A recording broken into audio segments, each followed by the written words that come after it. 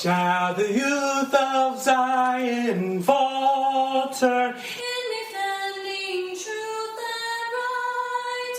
Will the enemy assaileth? Shall we shrink or shun the fight? No.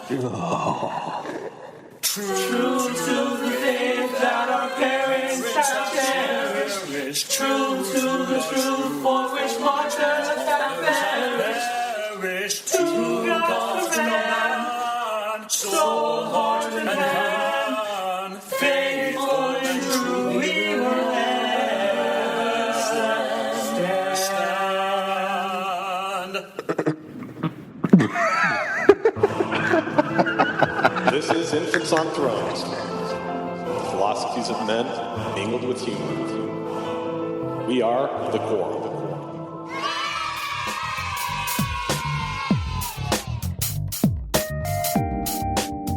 Welcome back to Infants on Thrones.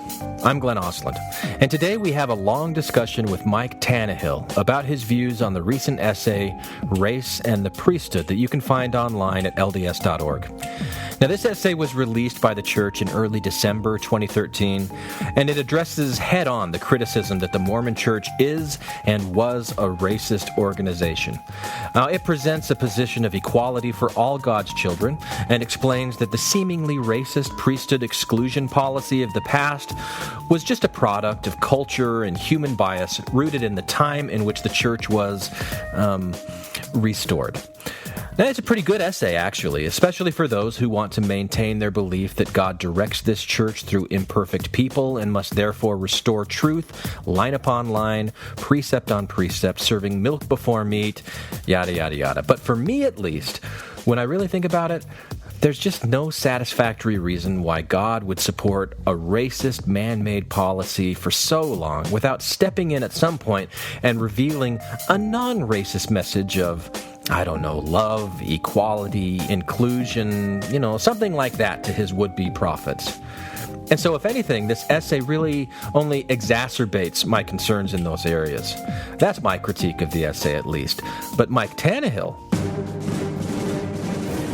Now, Mike has a few critiques of his own. Now, I'm assuming that most of you already know who Mike is. Mike has been a frequent guest on Mormon Expression and Mormon Expositor and probably a few other Mormon-themed podcasts for about the past 5 years or so. We've spoken to him a few times here on Infants on Thrones as well. And Mike is a lightning rod for controversy. I remember the first time that I heard him on Mormon Expression, I was just yelling at my iPod because he was saying the most ridiculous and unsubstantiated thing about how the Book of Mormon would improve life for an oppressed woman in the Middle East.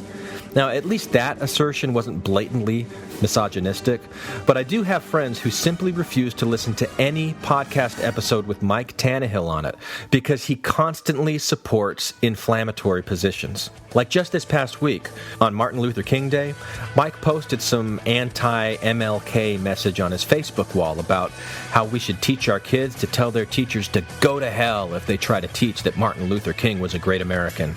It's all just part of some anti-American, socialist, liberal agenda. And I'm sure this caused the few dozen of you who haven't already unfriended him to finally pull that trigger and distance yourself from Mike once and for all. But here's the thing. When I look more closely at Mike, I don't think he's really racist. Not intentionally, at least. He's simply a devout, stalwart, valiant Mormon who shall not shrink or shun the fight. Mike is true to the faith that his parents have cherished. He's true to the truth for which martyrs have perished. To God's command, soul, heart, and hand, faithful and true, Mike will ever stand. Mike is exactly what the church machine wanted me to grow up to be. I mean, take a look at 1 Nephi chapter 2, verses 9 through 10. This is Lehi's lament to his two oldest rebellious sons. Oh, that thou mightest be like unto this river, continually running into the fountain of all righteousness.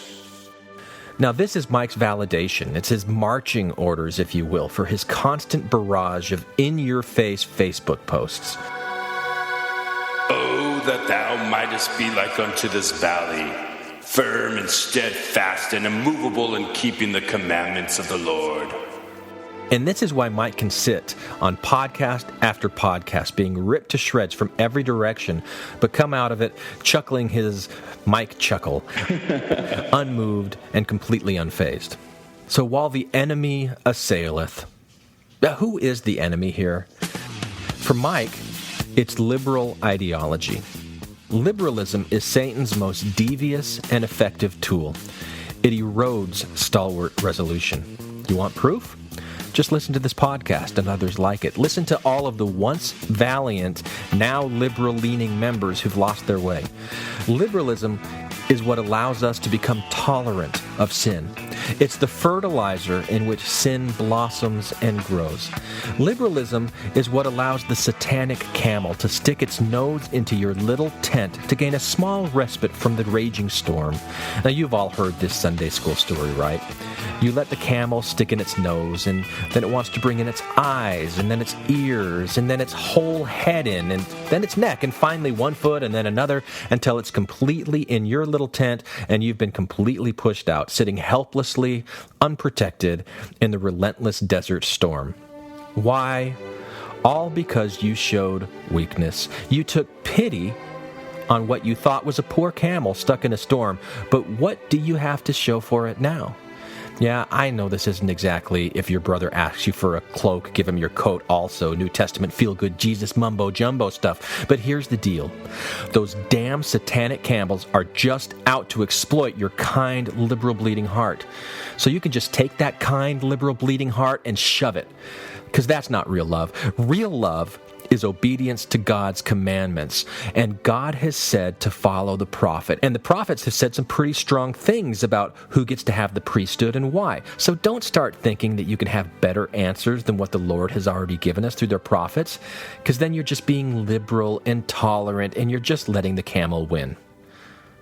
Okay, so you get it? So imagine Mike's grave concern when he reads this essay, Race on the Priesthood, on LDS.org, and saw liberal ideology that's endorsed by the first presidency themselves. There's this whole white privilege thing in here. It's about equality, and it goes against what it said. It says that doctrines of the past are just theories.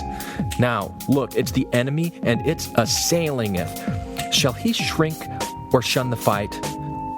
Nope. So fight for the right, Mike. And that's what he did. He made phone calls to his bishop and his stake president and to his Area 70. He made phone calls to the very committee that drafted this official church essay. And he's writing a letter right now directly to the first presidency themselves to show them the error of their ways. So don't be confused as you listen to this episode. This isn't really about racism or priesthood or the Abrahamic covenant. It's about what it looks like to be a product of the Mormon belief machine. It's what it looks like when you take all this stuff really, truly, literally. And it's what it looks like when you run into contradictions, and how even the most faithful and resolute member of the church has to pick some things and ignore others, and become, to at least some degree, a cafeteria Mormon if they want to survive. And Mike is the perfect, extreme, bombastic example of this. He doesn't try to be, or want to be, or even admit being a racist. He just unintentionally is one, because he has to be, because he's true to the faith. So sit back and enjoy this highly entertaining conversation between myself, Tom Perry. How do you not have respect for the guy making calls saying this is a bunch of garbage? Dude, I don't know. I love it. Matt Long. He's the only one that has the balls to say, come on now, let's embrace the doctrine. Randy Snyder. You know who else was like that? Hitler. He really believed in his principles. Bob Caswell. Can we splice in like some sort of disclaimer? By the way, whenever Negro is said, it's just Mike. And Mike Tannehill. It wasn't just the Negro people that had a priesthood ban. The Unintentional Racist. What the fuck is Mike Tannehill doing on? Potty mouth. Where's it? You go to John's show. We don't add silly sound effects to cover up our fucks, you fucking fuck. You're gonna drive away all the members that want to hear this. No members want to listen to this. So Mike's able to jump on right now because his wife is at Relief Society, and he's able to do this under the radar because she's really. So don't tell her. So don't tell. Yeah, she doesn't listen to the podcast or. I get my patriarchy when she's gone. Yeah. So Randy. Oh yeah. Just say fuck a lot so that Mike's wife won't listen. He already did. But yeah. So Mike's got 3 issues with the recent article on race or the new position in the church on race in the priesthood. So, hey, Mike. Yes. Tell us what's going on with this whole race and priesthood thing.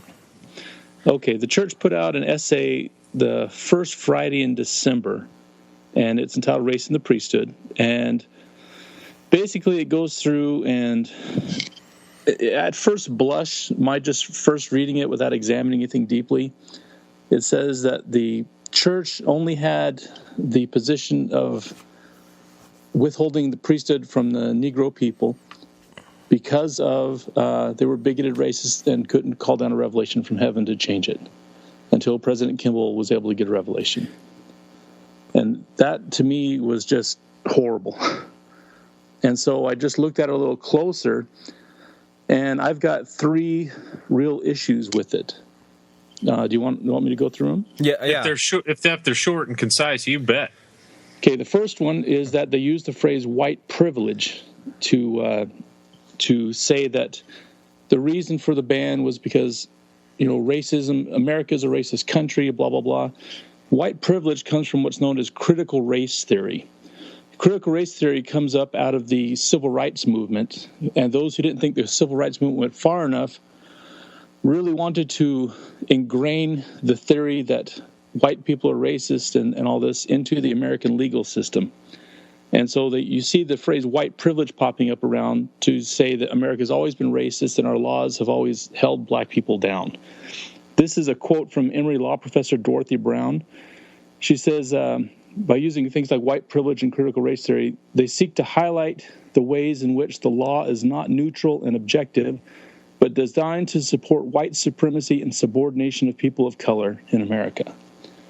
And it's this whole theory that's, it's coming up through the colleges and through the police systems across America that we're racist and we should all be ashamed of ourselves for our heritage and do what we can to help black people.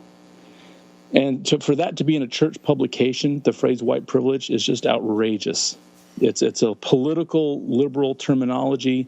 If you look at the ones that built up critical race theory, they're radicals, and for them to use that in church publication says something about the authors. Now, the first presidency did not write the essay. They had a committee do it, and they just kind of signed off on these essays, and I don't think they understood that was in there. But once you see that it's in there, it peppers the entire essay. So why does it bother you that white privilege is in there, that it's a political word? It's a totally political word. It's a radical thing, and it has no business in a church publication. So if you were to, let's say they said, okay, Brother Tannehill, why don't you rewrite it for us? How would you frame it? What would be your solution to that? That's my point number 3. Okay. Point number 2 is that towards the end of the essay, they're dismissive. They say they disavow all theories, how do they phrase it, regarding all the different things about black people that came up in the Mormon church until the ban came along. The problem is they mention some things that aren't theories, they're actually doctrines. Like they mention that the darkening of skin color is a theory. But how many verses in Scripture can you name, especially in the Book of Mormon, that spells out it's not a theory, God did that? Right. There's Moses 7:22, Abraham 1:27, 2 Nephi 5:21, 3 Nephi 2:15, Alma 3:6-9. And then they talk about the theory that they couldn't marry into the Negro race, that members of the church shouldn't marry. Now, that had to do, it was a general ban in the church members to not marry outside the priesthood, Negro or otherwise. But if the Negroes didn't have the priesthood, that's what the ban was there for. Well, but marry someone who has the priesthood. Okay, but I mean, I think they're 2 separate issues, aren't they? I mean, yeah, they were encouraged to marry within the priesthood or whatever, but I think there was this emphasis on the racism thing. I think that's the interpretation I get.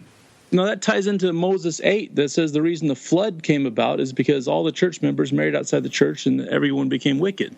No, there were church leaders that made specific references to race. They did. They did. So it wasn't necessarily about, well, make sure that he's a priesthood holder. Well, yeah. I think you're using that as kind of a straw man there. You're saying, if none of the Negroes could hold the priesthood, then you don't marry any Negroes, correct? Until the ban was lifted, and then they don't care anymore. So you're saying they use that as like a cover? Like they're saying... Well, it's just to say these things are theories and disavow the theories and then name off things that are canonized scripture, you can't do that. Well, you can't disavow canon. And the third one is Tom touched on, is that there is doctrine behind priesthood bans. It wasn't just the Negro people that had a priesthood ban. You remember the Levites could only officiate in certain things. There were very few actual Melchizedek priesthood holders. Okay. God comes down from the mountain and wipes out the priesthood from among the general Israelite population. So what does that have to do with what? Okay, so there was. Okay, can we go ahead and say, okay, fine. What does that have to do with the racism ban, though? That I don't understand. If he can limit it to just the Levites, he can limit it to just the non-darkies. It has to do with It has to do with family lines. It's more complex. Okay. Okay. You notice? You remember the Jacob's allegory of the olive trees, where he's quoting an older Book of Mormon prophet that we don't have. I think it's Zezram. Zenos. Yeah, Zezram was a lawyer. Zenos and Zenock had the allegory of the olive trees. What do the trees in the garden represent? The house of Israel. Okay, one is the house of Israel, and that's the other one is they're the tending to, and the others are the Gentiles and the other family trees, and the wickedness. And some of them are tended to. Grafting. There's grafting. There's grafting. Okay, and so the grafting represents when they bring in the Gentiles into the priesthood line, which doesn't happen. Remember, Christ wouldn't teach Gentiles during his lifetime. It was only after he died, he sent a revelation to Peter. Okay, now you can bring the Gentiles in. It's just families come into the priesthood at different times, and that God distributes his authority as he sees fit. If he didn't do it to the Negroes till 78, then that's his option. So God sees fit, then, right? I mean, remember, this is. The way that we've talked about the Book of Mormon before as being an example of pseudepigrapha, where Joseph Smith is assuming the voice of ancient prophets, and in this case, it's an ancient prophet who never actually existed, and so we've got a brand new allegory that's conveniently explaining how a branch of Gentiles, like Joseph Smith and the early saints, could be grafted into the pure and original priesthood that came from Israel. So it's this really convenient pseudepigraphical explanation that justifies this whole Mormon movement. Well, Gentiles being brought in is a New Testament thing. It's not a Joseph Smith thing. Well, okay, I'm not saying he came up with the idea, but he's the one that created the Zenos character and gave it that weight in the Book of Mormon. That's my assertion. I think the funniest thing about this is that the mortal Jesus was a racist, but the resurrected Jesus was not. So you got to replace the word racism with families. All right. I'm calling a spade, man. Right. Funny. The thing that interests me the most about what's going on. Come on, guys. The thing that interests me the most about this is the way that Mike is taking on the church. You know that, Mike, you've been called an apostate by you. Well, not, but I've been doing that for a long time. But I mean the who was it? The church committee. So talk about who you've talked to, who you've raised these issues with, and what those conversations have been like. All right. The thing was popping up on my screen over the weekend, and I just ignored it. And then I'm like, okay, I'll read this thing. And so the night I read it, I went to my bishop and said, you got to read this. This is absolute garbage. And they can't have this up on the LDS website. This is wrong. This is faith destroying. It's heresy. And so I got them to read it, and I talked to them on the following Sunday, and they agreed with me, yeah, it's crap. Your bishop agreed that it was crap? Yeah, he's like, oh, what a bunch of garbage. He agreed with all three of your points about it? To my memory, yeah, he did. Okay. So I couldn't get a hold of my steak because things were busy. It was over the holidays, really. But I did, as soon as the holidays were over, like first week of January, I called my 70. And I called him and said, can you read this and look at these things? He said, sure. My 70 called me back that night And we went over him. He sees wiggle room with the thing where it says theories. And I'm like, they can't play with speech like that. He's a 70, Mike. But he saw my points. But he made wiggle room, though. He essentially said, "Oh, come on, Mike." Well, he said, "This is from the brethren." Yeah. The brethren signed off on it. It's signed off on. Was his attitude. Well, because I mean, I guess that they would be expecting that you would sustain the brethren, and here you're challenging them, and you're saying that this is heresy that they came up with and put on their LDS.org website. But the brethren did not write this. They had a committee write it. And but who they knows? approved it, though. Do they write anything, Mike? Mike, when was the last time the brethren wrote anything, since Joseph Fielding Smith? It's been by committee forever. They write their talks at conference. Really? I don't think so. They're heavily what's the word I'm looking for? Unless you're Packer. Redacted by committee. I'll say what I want if you're Packer. But I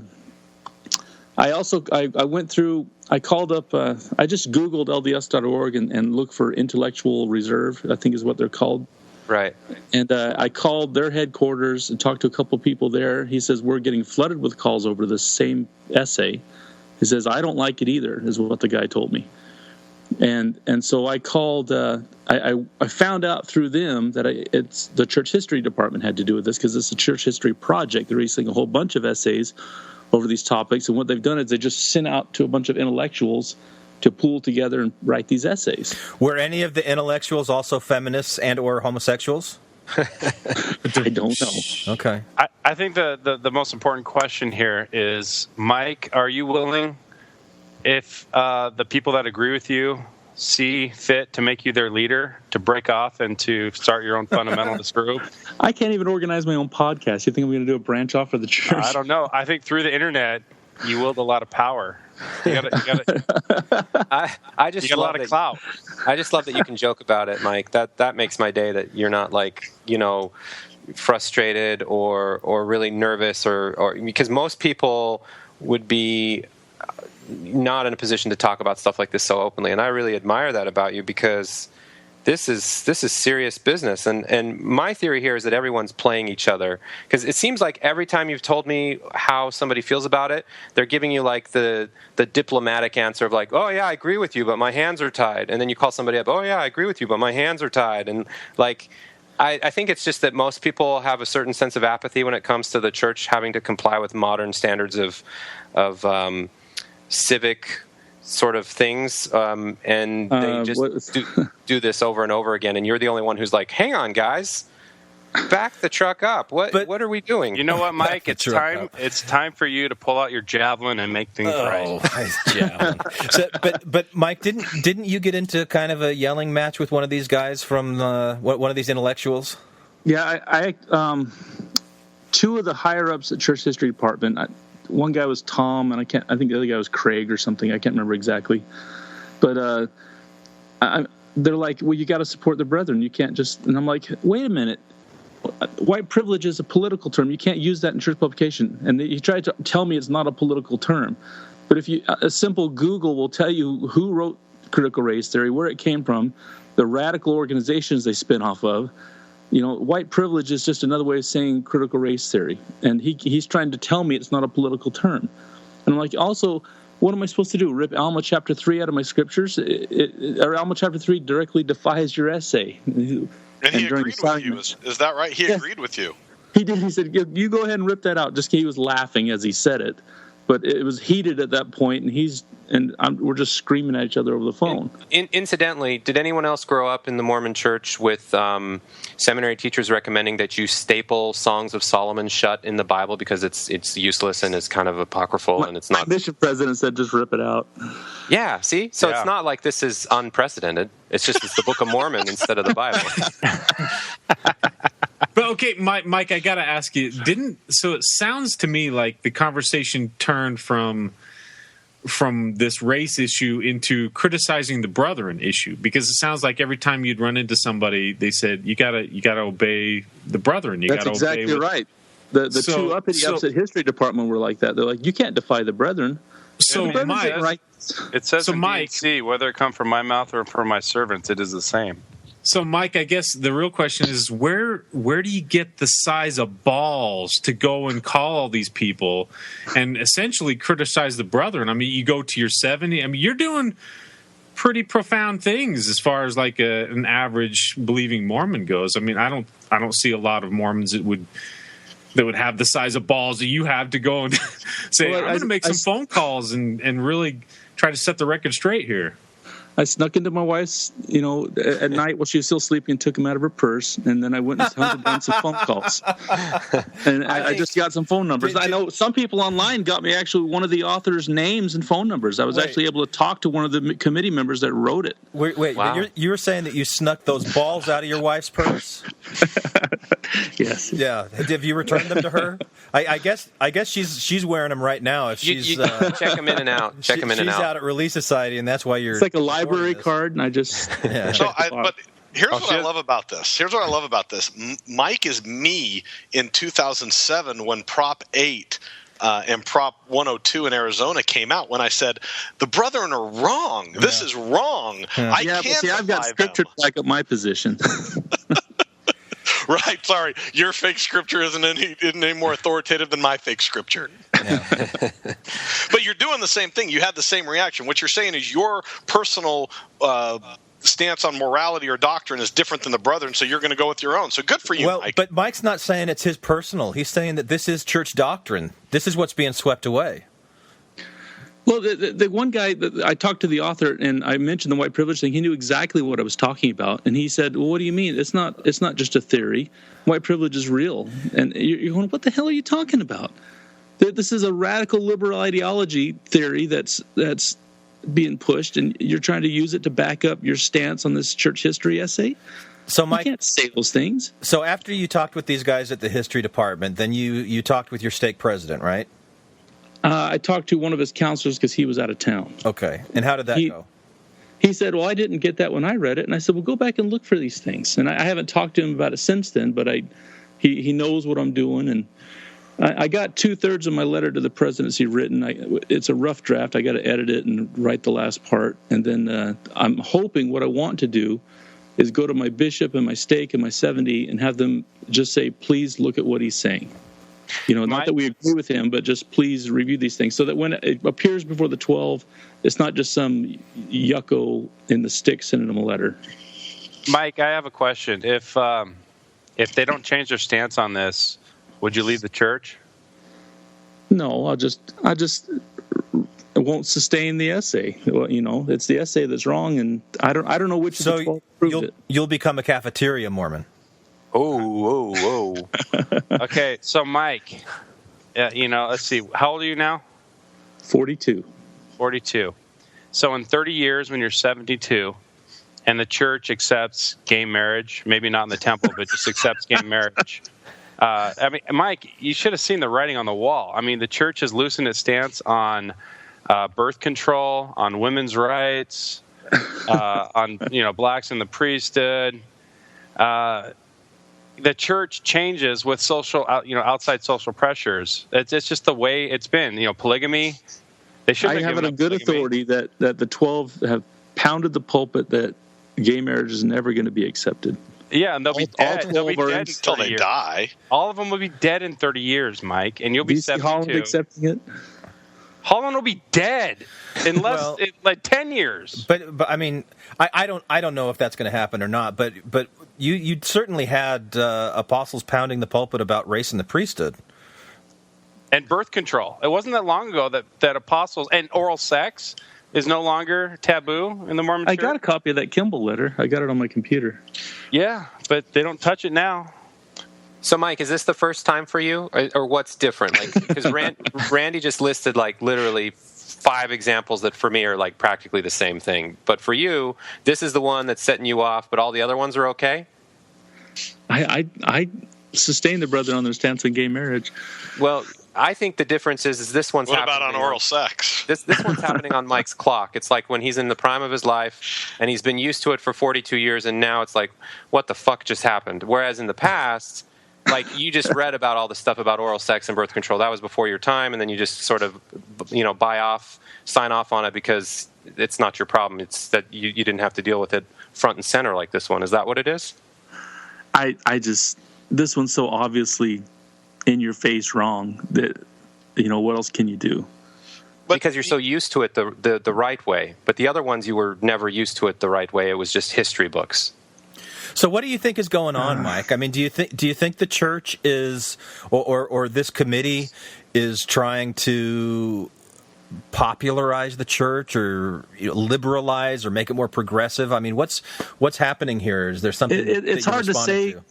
I don't know what the approval process was. I don't know how much of this they read, or did they all sit in a circle and read it as the 12 and read this essay and say, okay, cool, we'll all sign off on this, or was it just, one of the guys at the end of the night on his way out the door, hey, can you sign off on the essays the history department put out? Oh, sure. From what I understand is if they give approval, it doesn't matter whether it's short term or if they're just like, oh, you need a signature, I'll sign it. The Lord is inspiring them. And wouldn't the Lord No, it doesn't work that way. The 12 don't stand around in the deluge of revelation all day long. But if they're approving something that's important, that has their stamp of approval, you think the Lord's going to be like, nah, I'll just let that one slide. I won't intervene there. He'll strike them dead. But isn't this race in the priesthood clarification on LDS.org part of a larger series of the church addressing problematic issues? I mean, isn't there one on polygamy, and there's one they're adding other ones? So I mean, what is this? Yeah, they did the multiple versions of the first vision. So what's happening? Are they just trying to placate the masses? How do you see this movement in general, Mike? Well, they've been doing a lot of stuff with the history department. They're putting out like everything Joseph Smith ever wrote and big deluxe format, and there's all this history stuff coming out because they got like an army down there digging through the archives, finding fascinating things. Because it turns out Google isn't going away. And people, I don't mean to be, snide about it. It's people are finding it, and the kids in particular, youth. I call it the generation under ours, but it's not my kids. It's kind of the space between me and my kids. Those guys who are now kind of going on missions are finding this stuff, and it's destroying them. The number of kids that are leaving the church that from my home ward, I mean, are almost everyone but one of a certain generation have, and it's because of this. And so I think it's really more about being pragmatic, and they're also losing converts with this. What makes me want to cry? So when somebody gets the missionaries at their door, they teach them the first discussion, then they go online and Google, and they're done. Right. What made me want to cry is one of those kids looking up race in the priesthood and saying, oh, they could never call down a revelation because they were all racist bigots? Not until Kimball? Oh, what kind of church is this? Because that's what it's saying. But you're right, Mike. You are 100% right, and that's what I said when I read it. I had a friend of mine who's a former bishop, who is a member of the High Council, came to me and said, you know about this stuff seems like more than I do. Doesn't this say that they're all just racist bigots and they didn't have revelation then? I said, that's how I wrote it. So I'm interested that a former bishop and current High Council member read it the same way. So you're absolutely right, Mike. Now, I know for a fact McKay could receive revelation. How many testimonies did his secretary have where he'd come back from the temple about praying about a new apostle, and his face glowed like Moses was a testimony? McKay could get an answer from the Lord when he wanted one. And he prayed over this very issue multiple times. How do you know? You're giving an example that's unfalsifiable. He picked the right guy. How do we fucking know that? You're saying that's proof that he gets revelation. The people that worked with him is that his face glowed like Moses when he got back from the temple for praying about an apostle to call. Testimonials and anecdotal evidence are a recipe for promoting bullshit. Well, all I'm saying is to say that the actual essay says he got no answer when he prayed about it. But Hugh B. Brown did, and it turns out Hugh B. Brown was right. No, Hugh B. Brown is everything. But so, Mike, you think that McKay and others did get the answer, and the answer was not now. God was saying it's not time yet. Just be patient. Right. And the number, McKay and So your assertion, Mike, is that the ban on the priesthood wasn't about racism as part of the culture that these men were living in, that it was really God who was holding it for his own wisdom That's why I say you got to replace the word race with family, and it makes perfect sense and lines up with the Abrahamic covenant and all these other things. What about the Brazilians? What about them? Well, it wasn't in like the Fijians, but anyway. No, the Brazilians were very complex. No, it was the Brazilians. It was initially the Brazilians were out, but then it turned out that, well, we've already kind of started down this road, and so we're going to come up with this arbitrary 1/16th on your father's side because it was the cat was already out of the bag. The toothpaste was out. So, I mean, they had that principle. They applied that at one point and then said, meh, fuck the napkin. The napkin? Come on, Mike. It's a Spinal Tap reference. Oh, sorry. But I know there's a big issue with the Cubans as well. I know there's a letter sent to the presidency about the Cubans, and there was a big to-do back in the day when they wanted to take the gospel into Cuba. So Mike, why was God withholding it from the families, and family is better than race? Well, what is the blessing of the Abrahamic covenant to a married couple? Don't play that game. Just tell us. This applies because the blessing is that your children will always either hold the priesthood or have it made available to them. The opposite of that, which is the curse, is that you're cut off. They refer to them in the scriptures as the people of the half-empty baskets because they're not going to be able to pick any fruit from the tree. You see what I'm saying? There's no blessings of the gospel in their family. So is the atonement of Christ then dead for those people because they didn't have... No, the priesthood can actually become a curse if you have the priesthood and then you don't live up to the responsibilities. All the blessings of the priesthood are reversed. Also, the dark-skinned people weren't ready to live up to it yet. The culture they lived in would not sustain a righteous person. Just like in the days of Noah, God had to... They're in America. Black people were in America in the 60s. What about Africa? I don't really want to go down this path. Africa to this day is full of warlords. The church wasn't even in fucking Africa. It was in America. This goes back to the days of Noah. Yeah. That doesn't even make sense. That doesn't even matter. All right, go ahead, Matt. To be doctrinal, don't you have to... So is your premise that you attribute the curse to Ham? Is that your... Well, you got your scriptures handy? This is a Mormon podcast, right? You should all have your scriptures next to your microphones. I usually have it on my iPad. No, this is good. I like this. I want to do this. Moses 7:22. Are we talking about Egyptus and Egyptus? No, goes back to...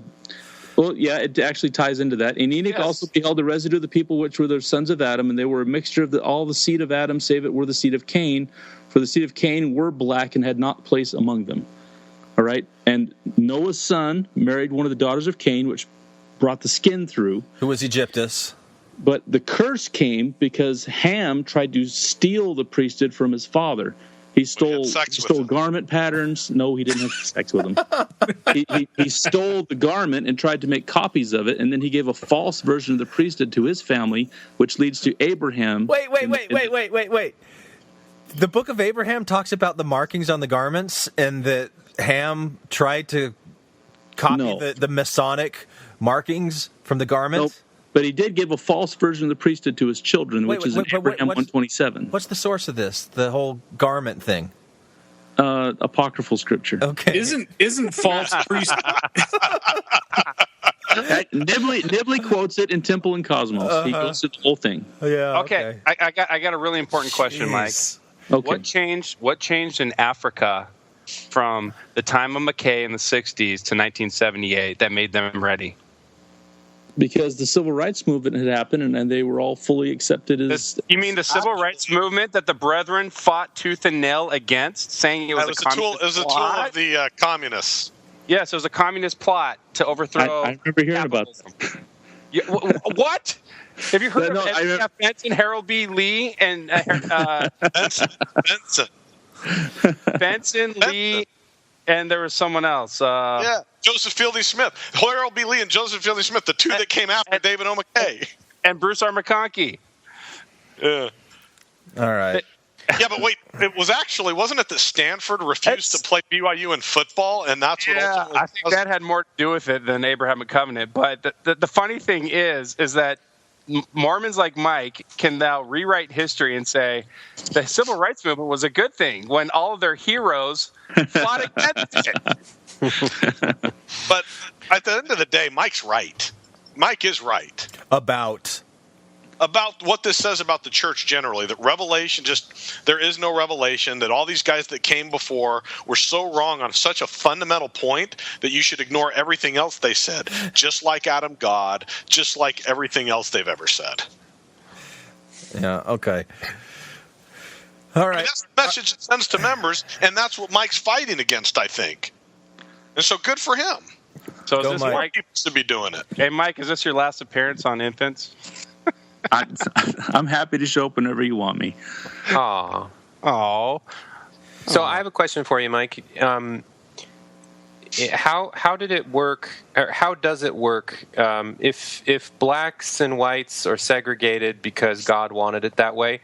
How does he define blacks and whites? Like, do you have a formula? Is there an accurate, like, is it 1/16? Is it mother's side, father's side? Where's the magic thing? Where's it documented? Because we're talking about it as if like there's two races in the world, and really like everyone loves to fuck, and everyone's just brown here. So yeah, Oh, what about the Romanian and Bulgarian gypsies? Where do they fall down? Now this is where you actually apply McConkey's quote that it doesn't matter anymore properly. Is that since that time there's no priesthood restriction, and you can marry however you want to marry. It doesn't matter. But it did matter back then. It did matter then because they did not have the priesthood, and you have to have the priesthood in your family. Trick. That's a Jedi mind trick. There's nothing to see here. Everything's fine, and nothing matters. Well, they're misquoting McConkey in the essay. They stumble and stupidly use his phrase. They don't quote him. They don't use his name, but they're saying the same thing, but they're twisting it in a way that's improper. But was there ever a formula? Was there ever a magic formula? Because nobody in their right mind believes that there are pure white and pure black people, and if there are, it's like an anomaly. It's a minority. Like there's always some white and some black in everyone. So like, where does that leave everyone? Is there? How do you document this for all those cases where it's mixed when this was actually happening? I have no idea. Okay, it'll all make sense in the millennium. It's just like temple work. It's like it doesn't make any sense, but it will someday. Okay. Well, even those that never had the priesthood, they're judged according to what they did with the light of Christ that was in them, and so. Let me ask this: if it's about priesthood and it's always about priesthood, then why were black females not allowed to participate in the temple? I remember that. That was the one that she actually crossed the plains from Nauvoo and came to Salt Lake and settled. No, not just her. I'm saying black women were not allowed to participate in the temple. That happened in conjunction with the priesthood, and they keep talking about a priesthood band, and that suggests though that it was more than that. It was a racist doctrine. It was a racist practice, rather. So why do we keep focusing on the priesthood? If that's true, how do we reconcile? Well, because they're ordinances of the priesthood. Well, I guess they could be baptized, but they couldn't be exalted. That and when you go through the temple and you go through the endowment session, you're talking about doing work to make you exalted, and so they were cut off from that. So let me continue this out. You'd agree with me doctrinally. Those that are baptized but are not sealed do have a certain role in heaven. You'd agree with that, wouldn't you? Right. Mormon theology really has no hell. We have outer darkness and three heavens. No. But if you're baptized and if you're actually valiant and you're saved to the point where you are baptized but not sealed, you have a certain role to those who are sealed. That's true, isn't it, Mike? You are. Yeah. Is that in D&C 76? 132. About your servants unto the Most High. It's 132. Is that what these men were trying to create then? Well, anybody that is not exalted becomes a servant. I mean, ouch, damn. So this now becomes even more racist than I originally thought. It doesn't just happen to the Negro people. It happens to everyone. If you're not exalted, you become a servant. But they don't even have an opportunity. It's if you don't enter into the new and everlasting covenant. Correct. Ouch.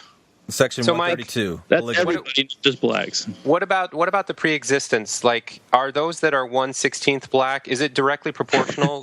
like were you 1/16 less valiant in the pre? Like, is it a 1-to-1 ratio?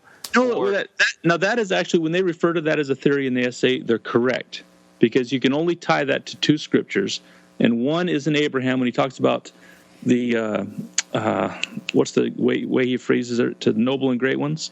So Sure. you know, if there were noble and great ones, there were less noble and great ones. That makes sense. Then you tie that into D&C, I want to say it's in 88, where it talks about like clings to like, and he goes in through like 5 verses about how equal things cling together and stay together, and everything's given a law. So Right. you can assume that groups of people clung together, and that's how family groups came to earth. Yeah. Whatever group you most associated with and were most like stayed together. And so they're making an assumption based on those scriptures that if they were cut off from the priesthood, that must be how they all were in the pre-existence. And So that's not scientific. racist? It's a theory. I mean, that applies to, that's not just the Negroes, that's all people. That's all family lines. You can't just say it's just them. So is there any other, are other, give me some more examples of other races that are in this same category, because you keep trying to generalize it away as if like you would say family instead. Anything you can say about Negroes in 1978, you can say about Gentiles at the time of Peter when he received his revelation, because all the Gentiles from Noah to Peter were cut off. Well, that's not true, because they're this hybrid. It's not like, no, you can't teach them. If that was the case, then your analogy would make sense. But this is this hybrid of, yes, you can baptize them, yes, they can be in the church, but what they can't have is this piece which grants some sort of part of our hierarchy, part of the authority to make them really equal with everyone else. And that's what makes it racist, Mike. It's that your analogy is just false. Right. It's not like, it's like you can get partway there. It's like, there was a huge portion of the church's history where they could participate, but only in certain specific ways. And it's the old school model of the Gentiles was all or nothing, right? It's like, don't even talk to them, don't even teach them. So what is this middle ground that is racism that isn't the Gentile model? Well, I know in America they could get baptized, but in Africa they wouldn't even send people to go baptize them, would they? Am I wrong in that, or am I correct in how I'm remembering that?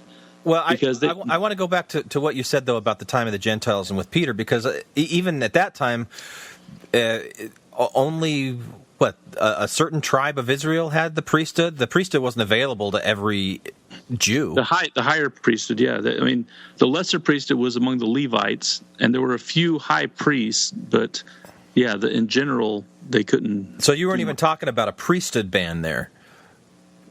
Well, it was a partial priesthood ban. They were cut off from the higher priesthood. Well, they were just cut off from everything. No, D&C 84 gets into it. Whatever. I can tell you, my dad served his mission in Mexico City from 1960 to 1962, and he did have a directive that if he came across a black person, that he just don't even bother teaching them. And it wasn't because there was an all or nothing. It was that they just didn't want to have to deal with finding out how much black was in that person. And I got to tell you, my dad did not have a racist bone in his body, and he hated this doctrine all the way up until 1978 when he celebrated. Yeah, it was a huge relief when it went through. Everybody was very excited. Yeah, because they were finally like, oh, my God isn't more racist than me. Finally. But even keeping to Mike's assumption that racism matters and it's bigger and it's not racism and it's families, and we convolute the definition and expand it and make it all lovely, white, and delightsome. Why does it matter? Maybe we don't want to go down this rabbit hole, but I just want to know from Mike's perspective, why does God care about, why is that part of the plan that he has all these different groups of people that are different colors and have different blood, and then therefore they have different critical paths to get back to heaven, and actually now in the 20th and 21st century it doesn't matter anymore, but it did really in the past, and why does that what does that have to do with anything? Why is that part of the plan of salvation? The rest of it, I get the Mormon plan of salvation. Logistically I can see how it could make sense to some people, but this whole different races at different points of time, what is God thinking? What's the deal? Well, way back when, the world was a lot smaller place, and you're dealing with family groups and tribes, and you're trying to preserve one to be holy and sanctified. Why? Who cares? It's the plan of salvation. But these black people were integrated into Western culture long before 1978. Right. Why did it take until 1978 for them to say, now they're ready? Well, you get into like. How long, Mike? How long do you think the sanctity of these family groups was preserved before God threw in the towel and he's like, "Fuck it, they're all intermingling." Well, you see it all in the Old Testament. You see in the Old Testament where they go wicked and he drives them off, and the 10 tribes are scattered. It's called less than one generation, man. It's like, if that was his plan, like, it doesn't make any sense. Like, why would he have a plan that you needed sanctified, pure family groups to link back in a chain, but separate from each other, but they all are on the earth? Like, what is that? Like, what does that have to do with anything? How does that factor into the plan of salvation on a personal level for you and me and for individuals going back to heaven? Why does that matter? Well,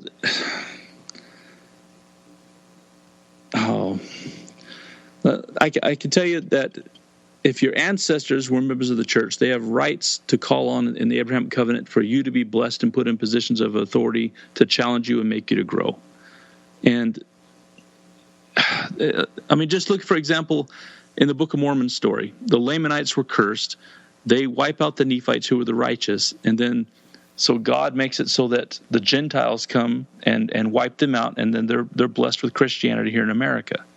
But doesn't that go against one of the articles of faith that children won't be punished for the sins of their parents? No, because that article of faith only is just dealing with infant baptism and how the Catholics say, if your baby's not baptized, he's going to hell because of the fall.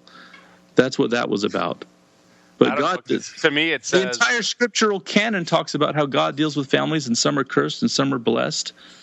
That's everything you read in the scriptures is talking about. He's right. That's profoundly unjust. He does make sense. It talks about it like as a document that we accept as an aggregate form of historical things that might have happened. But like, what does that have to do with doctrinal? Like, I don't think, even as an active believing Mormon before I left the church, Mike, like the Abrahamic covenant and what tribe was that? Like, it just, even then, I just brushed it aside because I had no idea. There was like no relevancy at all. Like, it didn't make any sense. It was just a relic of the past. And I still, to this day, have never understood why it matters, because it's not practical in any sense of how the plan of salvation works. Well, it's to me, it did matter, Bob, but I had like the Elder Price complex where I knew that I was destined for incredible things, and that I had come through an incredible bloodline with incredible blessings, and that, you know, I was of the tribe of Ephraim, which meant God had chosen me and put me in this, like Mike referenced earlier in the book of Abraham, the noble and great ones in the pre-existence, preordained to be a light unto the entire world and to raise everyone else up out of the dust. Why can't I be as eloquent as you, Glenn? Seriously. I love it, Glenn. That was like... That was beautiful. That was like that whole elitist, and we've had this argument before, Mike, that the elitist view that made me feel special and better than everybody else, that I started looking at and going, whoa, I don't want to be that douchebag. Once I started realizing that, I'm like, that is so douchey. I don't like that. Well, that's because if you're part of that covenant, you're the worker. You're the one that has to go out and do the work and do the job and bring the light of the gospel to people and bring them into the covenant. But anybody can be part of the covenant. It doesn't matter anymore. Like, it's not a prerequisite to do anything. And the reason why is because that blood of Ephraim got scattered amongst all the people, and so they fell under the power of the covenant. It's a way of making you feel special. If you can trace your blood back to these noble, great... people do it now with Ancestry, where they're like, oh, I paid $25 to who's who in my ancestry and found out that I'm related to Charlemagne. Yeah, but that's convoluting two things. Like, one thing is, I'm proud of my ancestry and look what my ancestors did. But then it's taking it to a whole other level when it's like, therefore... this is justification for God's almighty wisdom of segregation and bringing people, like, it still doesn't, Glenn's argument only makes sense if we just admit that this is all man-made and it's just a self-reflection of man's preoccupation with himself. The entire scriptural canon, Bible, Book of Mormon, Doctrine and Covenants, is all about this thing. And this is my point number 3, is that by writing this essay and putting out the crap that's in it, they've missed a huge teaching moment. The fact that we're having this conversation is because this hasn't been taught clearly enough. and they missed a huge opportunity here to explain, that God operates through families, and there's a reason and a purpose behind priesthood bans and priesthood blessings, and this is a teaching moment, and they blew it. Yeah, well, that's because they would have lost converts if they take that position, Mike. They lose converts. This ties in directly when Moroni appeared in Joseph Smith's bedroom. He says, "Now is the time of Elijah, where turn the hearts of the fathers to children, the children of the fathers." That's what all this is about. But Mike, that didn't really happen, right? Of course, it happened. You mean the Moroni with the white chest and the white hair and the white robe? That Moroni? Well, no. Not only that, Bob, you could see through his robe and see his breast. He was not wearing garments, bitch. Oh, brother. Garments hadn't been conceived of at that point. That's true. This is the title page of the Book of Mormon. What are the two reasons? Why would he not be wearing garments? I don't know. I understand. Don't garments go back to the ancient Solomon temples? Maybe the robe was the garment, Randy. There Have you you go. ever thought of that? Why don't you think of that? I didn't hear Joseph mention any markings on the robe. He just didn't know. Glenn, I love how you answer things exactly like yourself of 10 years ago. It's like beautiful. Thank you. Yeah, you're good at channeling yourself. Stick to that thought pattern. Yeah. This is the title page of the Book of Mormon. To remind the house of Israel who their fathers were and the promises made to them so they can take hold of them and operate through that priesthood that's in their lineage that they have a right to. But nowadays, nobody has a right to anything based on their lineage. Like, that is such an antiquated... nobody adheres to that. To Mormonism, not just to me, to anyone affiliated with Mormonism, there's no relevance to... everybody gets... That's a pretty sweeping statement, Bob. Really? You're baptized. Yeah. Baptized. Yeah. You get a patriarchal blessing, and you find out what your job is. Okay, so patriarchal blessing is optional for one, and for two, let's say you get that piece of useless, batshit crazy information in it that says you're part of the tribe that everyone else is a part of, Ephraim. What does that mean? It means nothing. It doesn't change how you act as a Mormon day to day. It doesn't change. Wait. More importantly, those who have been identified as the other tribes, what do they do differently than what everybody that's Ephraim does? Right. Nothing. No, that actually you're going to find in the Old Testament manuals that's there in your Sunday school if you go that there's a whole lesson on what the different tribes' jobs are. Go. That's our problem is we're not going. I have a lot of friends who were Manasseh because they were islanders, and there was some patriarch at some point believed that they had to identify them as Manasseh. Notwithstanding that other people were also identified as Ephraim, but what's the job that the Manasseh tribe does versus different than I'd what have we to look it up. I got a book around here that has it in it. But Mike, if it's so important to God to have this family lineage, name one time in your life where you've talked to somebody, like you should have it on the tip of your tongue. This person in my ward is this tribe and he does this. This person is this tribe and he does that. You don't know the tribe of anybody. You barely know the tribe of yourself probably and your wife. We're Ephraim. You're Ephraim, okay. Like everyone else. Exactly. Like, what does it matter? Like, if that's the structure of God's church and it's the same as it was back then as it is today, all that good stuff, like, where is the significance? Where is that in the day-to-day operational, everybody has a different job to do because of their tribe sort of thing? I don't see it at all. Well, Ephraim's job is to proclaim the gospel and bring them into the covenant. That's the job of everyone in the church. There's nothing that says, you're a part of Manasseh, you don't need to go on a mission, you don't need to proselyte, you're done. Every member a missionary. Yep. It's all one tribe, Mike. There's no like significance to families in that way. Like, it doesn't. I'm just still struggling with why this mattered. Other than I'm reticent to say, though, with the certainty that you have, Bob, that this is a non-issue for every single person in the church. I think there are, and I don't have any evidence of this except for Mike, but I think there are people in the church who do know what the different roles are. I know I did at one point, and I was really interested in, I had a companion on my mission who was of the tribe of Judah, and he was Japanese, and what did that mean? It had all this meaning about the Japanese being the lost tribes of Israel to me. But it had no meaning, because you can't remember how anything changed. Like, do you have an example of how, did you figure it out? No.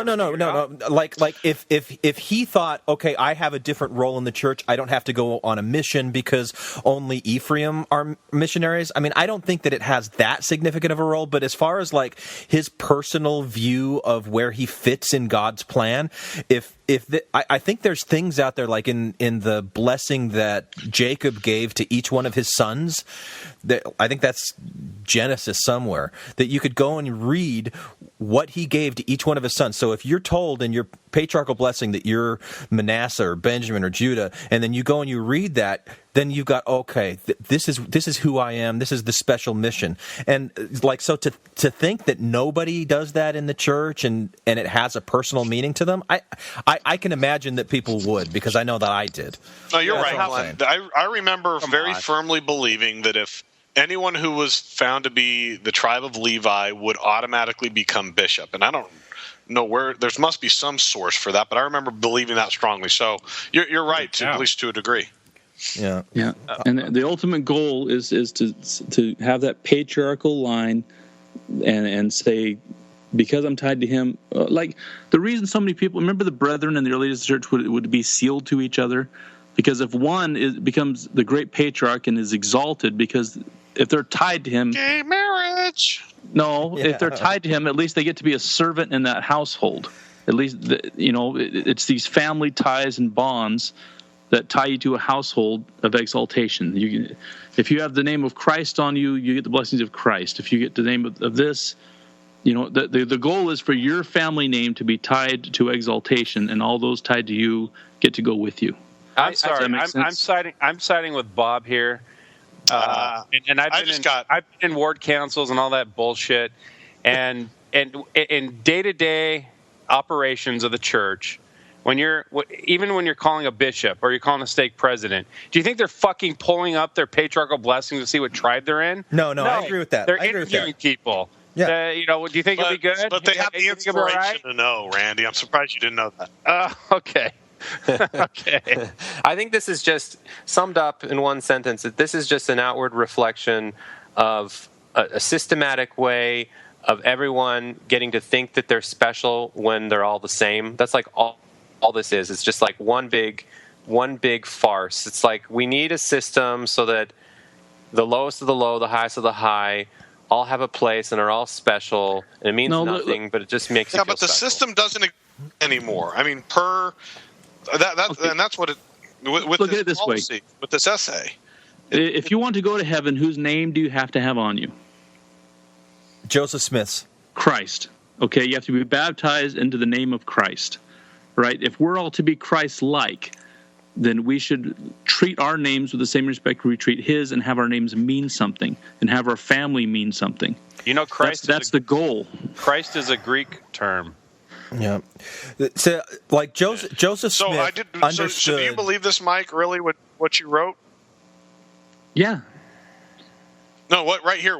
So basically, if this is to be accepted, the essay, revelation has ceased prior to Spencer W. Kimball. Is that? I mean, that's an if then. Do you stand by that? I'm saying those that read it on a surface level, that's what you tend to take away. And that is a load of. I don't think if you read closer, it doesn't say that, but that's the gist if you just read it loosely. Well, can I get into your mind here, Mike? So, at any point prior to you calling all these people and raising a ruckus, did you ever feel like, well, the brethren are on this extraordinary level, and I can't criticize them? I mean, there's that clip of Dallin Oaks saying you can't criticize the brethren even if they're wrong. Where did you 14 principles of following the prophet talk? Where did you decide? You know what? Enough's enough. I'm going to step over the line and I'm going to criticize them. I'm going to go after them and tell them they're wrong on this one. No, I've read enough biographies and family stories about living with prophets and apostles. They don't claim to be infallible.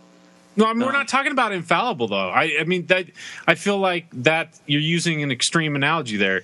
We're talking about close to infallible, or like they're just perfect. But at least on the important things. At least on this issue, on the important things, we at least on exaltation of a race of people. But my understanding of Mike's position is that he doesn't think that they received wrong revelation or anything like that. It's this committee that wrote it and that they signed off on it, and they don't really understand what they've done. But he's also, that's how I feel. Yeah, you're saying that they weren't even inspired when they gave the stamp of approval, right? Well, it's kind of like when Joseph got the Kinderhook plates. Well, this looks pretty good. Okay, let's on surface level, this looks acceptable. Go with it, But now we find out later that the Kinderhook was bogus, and I'm telling you, this essay is bogus.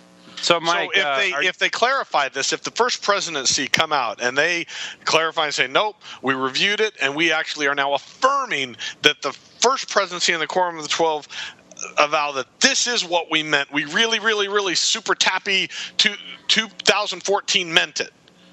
Then what? I don't know. I'd have to take it from there. Hey, Mike, are you familiar with the proclamation number 2? Wilford Woodruff? Yes. What does it say? Well, there's not going to be polygamy anymore. No, that the Lord will never allow his... Not 1, 2. Jesus, don't you know your fucking scriptures? Easy, Randy, easy. How often do we reference number 2? Proclamation 2, the Lord will never allow his church to be led astray. If so, he will remove. Right, correct. Okay, so at what point will you draw the line in the sand where the church is being led astray? If you think a committee is leading the brethren astray, what's next? Spoiler alert. You brethren are the committee. It's just an essay. Do you believe the church will never be led astray? Yes. Christ leads his church. These are Christ's apostles. That's one of the things that's upsetting is if these are Christ's apostles today, all the ones prior to 78 were Christ's apostles, hand-chosen then. Hey, Mike, hang on a second. I gotta ask this. I know I'm ripping a can of worms open, so let's just cool it before I say this. I'm just saying this is a hypothetical, Mike, so take a deep breath, brother.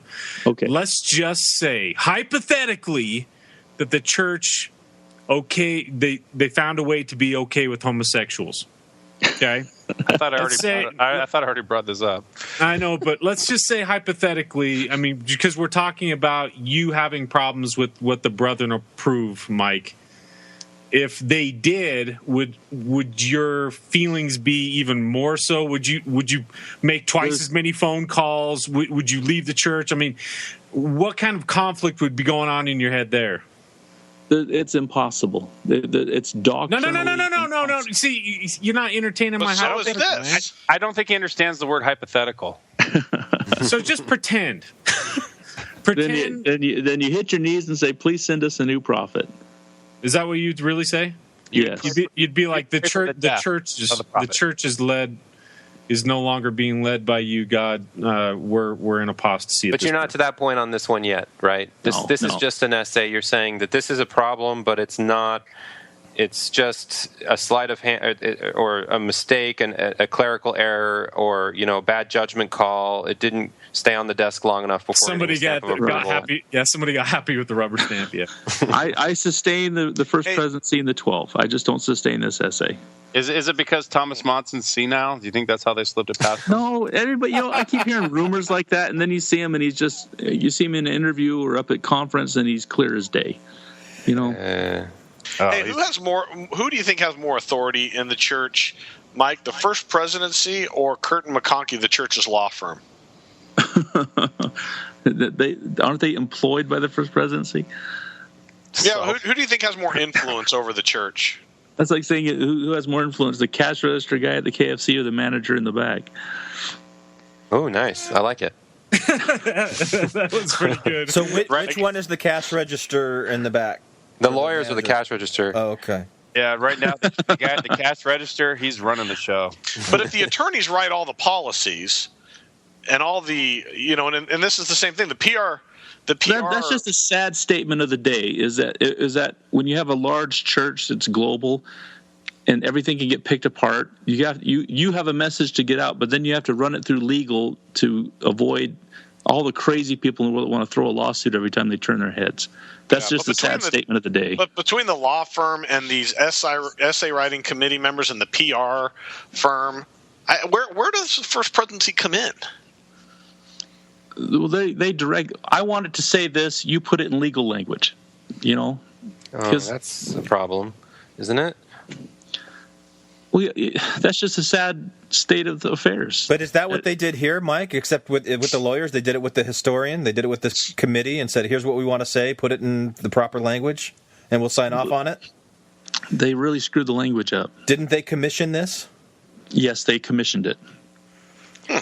By the way, for the record, I think Mike is just living in like a pre-correlated state of the church. Like back to Tom's point of like, how can you be challenging? And if you do go back, before David O. McKay, this type of stuff, which doesn't get very much press nowadays because the church has sort of buried it. But if you read real history, I mean, the brethren and even bishops and stake presidents were challenging each other on fundamentals like this all the time. And there was even wars at the apostle level, and just look at evolution as an example. I can't remember the apostle's name on either side, but then one won over the other. B.H. Roberts v. Joseph Fielding Smith. Yes. Wasn't Talmage involved in that too? Talmage was on B.H. Roberts' side, but B.H. Roberts and Joseph Fielding Smith were the two main guys. That's fun stuff to read too. That's enthralling.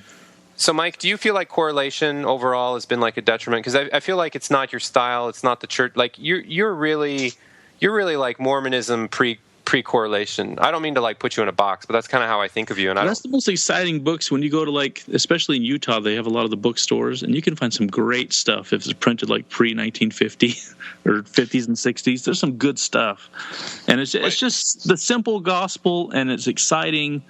And then you get into correlation, and it's like we have to simplify everything, but also it's almost like whitewash it. Be too careful. Hey, did we ever cover, Mike? If this is doctrinal, how do you reconcile Joseph Smith's time and the fact that he did give blacks the priesthood? That's maybe he got a good vibe off of them, and these guys are good, and go with it. If the whole point was the cultural aspect, are they living in a culture that that's priesthood? Whoa! Cultural what? I thought we just got done. It's about family. It's about lineage. It's about family. Right. A family is a culture. Right. But if there's an exception to the rule, Mike, then there is no rule. Like on this one, you can't have both ways. Let's touch on this. Why are women veiled? That's a great question. Why are they? Okay. Women are veiled. Of misogyny. No, you think about who stands between us and heaven is Christ. Christ stands at the veil. And he has prepared a place, and he is in charge of who gets through into that sacred place. Women are veiled for the same reason in the other direction. They stand between pre-moral world and our world, and they are in charge of the culture those people enter into. So where does the veil come in? What? That didn't make any sense. You pass in the veil between the pre-mortal world and the mortal world. We call it the veil of forgetfulness, where we forget the pre-existence or forget the pre-mortal world. I understood every one of those words, just not in the order you put them. The point is that the women are in charge. The men can seal and bind people in the priesthood all day long, but if the Holy Ghost doesn't ratify the work we do in the priesthood, it's useless. So women create an environment the Holy Ghost can dwell in. That's this whole family line we're talking about, is the families create culture for the Holy Ghost to thrive in so the priesthood can be effective. That's why they hide their faces.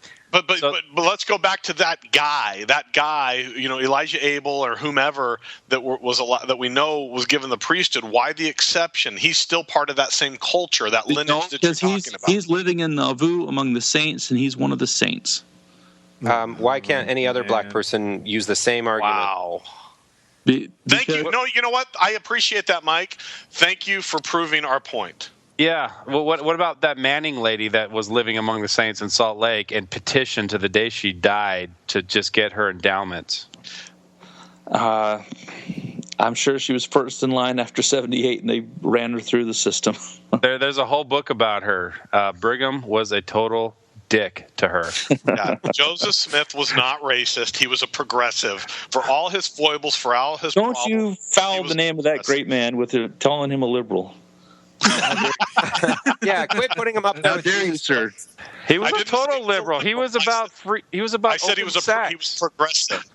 He was not a liberal. He was progressive. Same poisonous language. How dare you, sir? Poisonous. That was pretty good. I think we beat this one to death. for how much I despise everything you stand for, I can't help but admire you taking on how many of us? 1, 2, 3, Listen, 4 of us. I hate Mike online. I hate him. I like the guy in person. I'm gonna be honest. Who doesn't love Mike? Who doesn't love Mike? It's true. You're standing in the middle of the ring while 4 guys are just kicking and beating the shit out of you, and you're just like, yeah, give me more. And he won't fall down. We're like, what's wrong with this guy? Why doesn't he just fall over? Except I do agree with him. I agree with his points. I think he's right that it is doctrinal. They can't back off it without just saying amen to the revelation and the priesthood of that man and all those men that came before him. Well, remember him in your prayers tonight. Anyone for the closing prayer?